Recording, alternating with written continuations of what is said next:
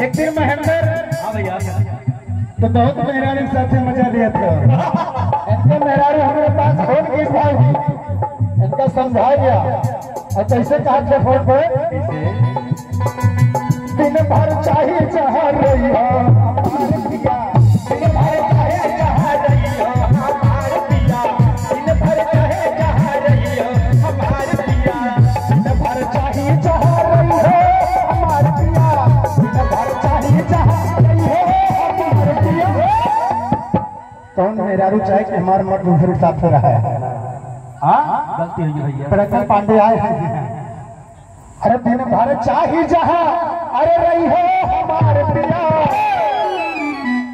और शाम के घर चला रही हो हमारे